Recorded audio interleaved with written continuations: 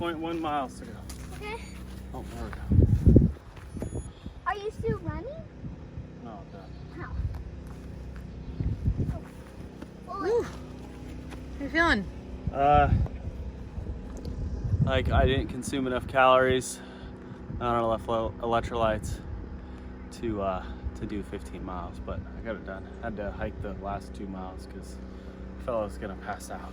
But the building looks good. Does it? Yeah. Good.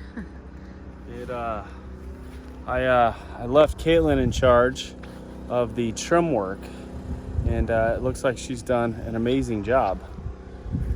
So the daily vlog starts right now.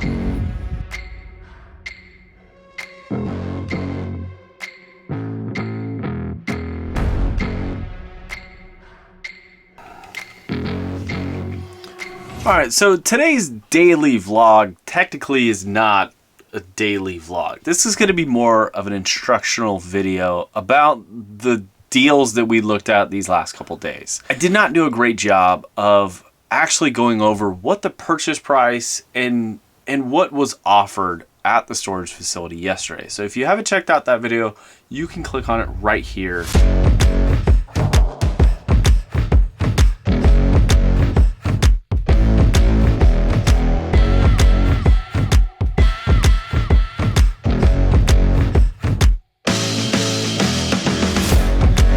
This video or this daily vlog is going to be me essentially analyzing that deal, making you understand why we actually made the decision that we did at this moment in time. Now to back up, the storage facility is located in northwest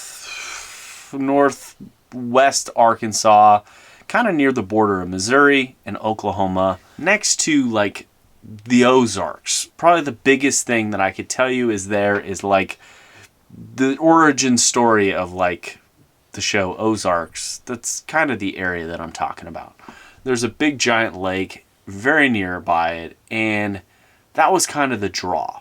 That was what promptly brought us to, brought our attention to that actual facility. We like to buy things, honestly, like in places that we actually want to visit. Our storage facility in South Georgia is only a couple hours from one of our favorite beaches in the world.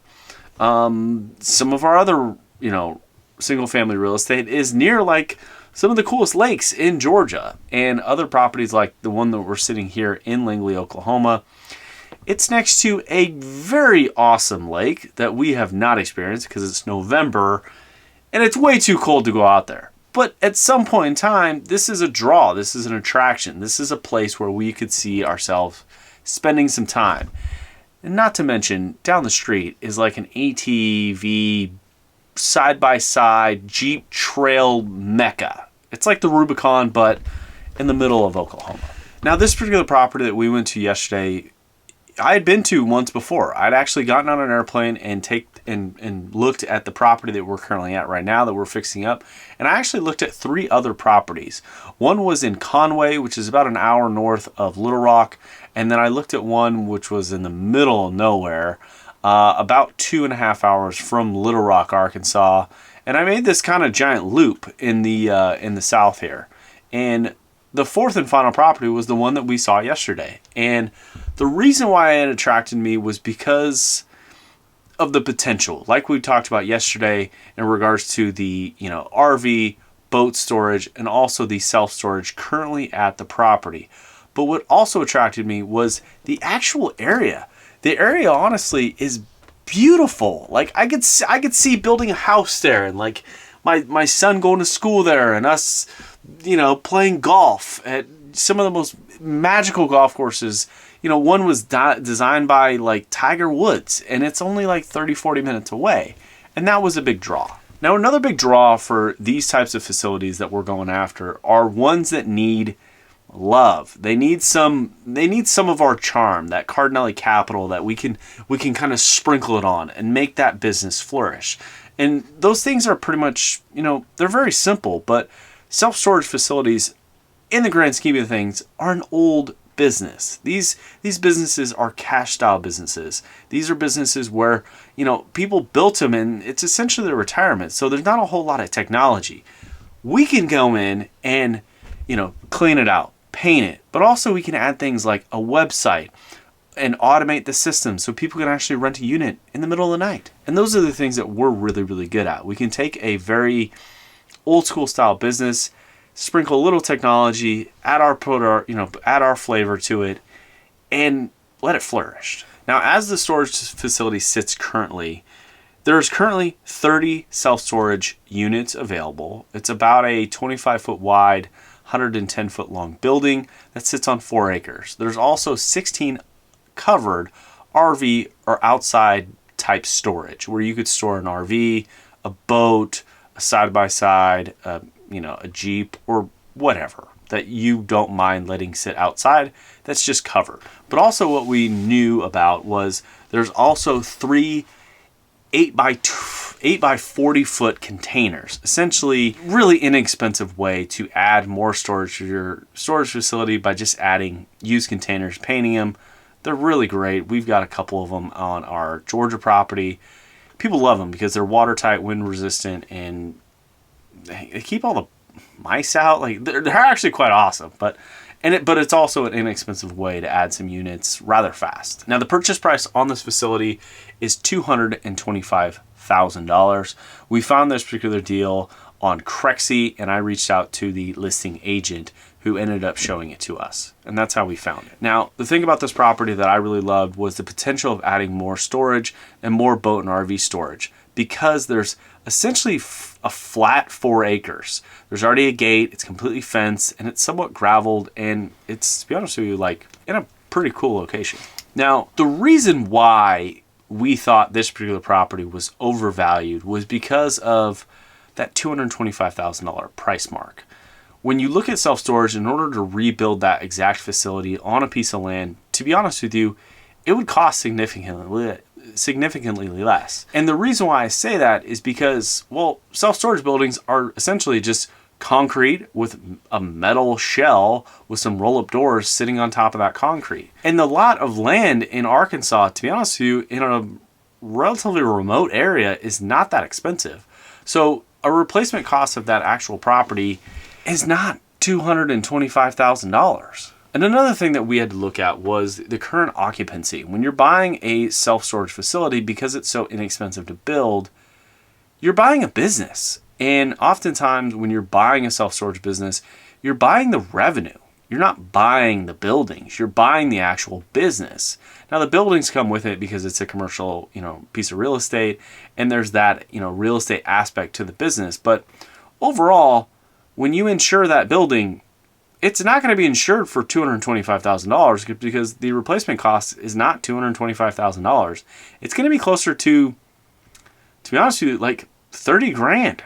Like in order to, I've gotten quotes to build buildings about 2,500 square feet, and it's about 30 grand, $25,000 to $30,000 if you pay someone else to install it, which in relative terms, that's probably a good idea. So when we looked at the business, the real estate agent explained to us that the current occupancy was about 10 tenants, which you think is not too bad. But if they're paying New York or California type fees, you would think, shoot, that's $2,000 or $3,000 a month. Well, it's not. It's closer to $1,000. And that was one of our considerations was this business is only producing $1,000 a month. That's $12,000 a year, and not thinking about, the other expenses like property taxes, insurance, software, general maintenance on the actual facility itself. Doors break. And when I actually inspected the building, there were a significant amount of doors where the springs were broken. I was going to have to take capital and go buy springs and replace those. I don't know how to do that. I most likely would have had to hire a garage guy to install that because garage springs are, well, in my eyes, relatively scary. But in order to really look at this deal, we had to look at, the entire picture. So I don't have $225,000 to give the seller. And to be honest with you, I didn't think it was priced right. It was pretty expensive, especially as I had just looked at I had just looked at 3 other facilities that were under $200,000 and either were more square footage or significantly less. It just costs less. So the business itself bringing in $12,000, to be honest with you, that's a huge red flag. And It might be due to, the lack of marketing, the lack of a website, Google My Business, SEO, a lot of different factors. But the one biggest factor is the facility overbuilt? Is the area where the storage facility is built, is it currently overbuilt? And what that means, probably in the most lamest terms, is McDonald's doesn't put 4 McDonald's on 4 different corners across the street from each other. That would be overbuilt. It wouldn't make any sense to put 4 McDonald's on 4 corners right across the street from each other, because they'd be competing against themselves. Now, in the self-storage world, it's so inexpensive to build these facilities. Oftentimes, areas get overbuilt because it's such a very inexpensive way.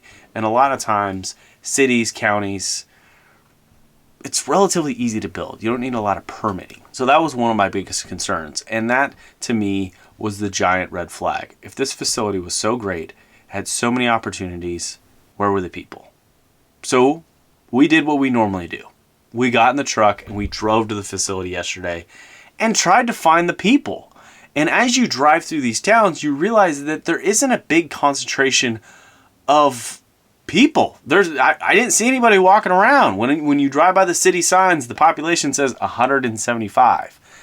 You drive through the next town and it's 700 people. Well, you start looking around and there's like 4 or 5 different self-storage facilities in that remote area, and you start questioning, why is that one that we're looking at for sale? And to be honest with you, I have a really good hunch that it's been overbuilt. Now, I'm not saying that if you bought it and you waited 3, 4, 5 years that it wouldn't fill up. I think it would. But we're looking for a capital investment that makes a return on our money now, not 5 years from now. This isn't a business where I want to sit around and wait, because I don't want to have to make a payment, a mortgage payment or a commercial loan payment on an asset that is currently losing money. Now, let me give you some math. In order to purchase this facility at the asking price, which again, I would not pay $225,000 for this particular facility, even though I think it's amazing.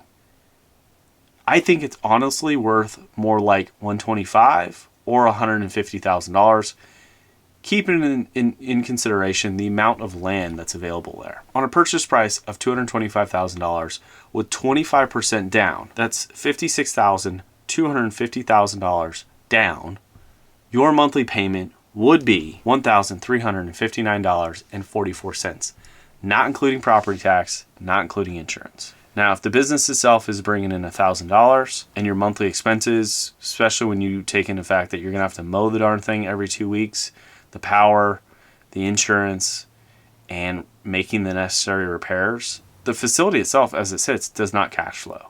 You are going to lose money on it every single month. Now, could you do some fancy things like marketing, and you could add a website, Google My Business, an SEO strategy, do a bunch of content marketing? Absolutely.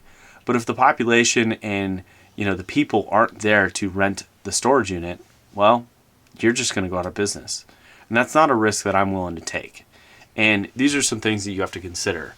10% of America has a storage facility. So when you look at the numbers at an actual 30,000 foot step, you realize that there's not enough people to support the amount of self-storage. So when making these decisions, we've got to ask ourselves these very important questions. And one of the things my mentor told me was, do not fall in love with the property.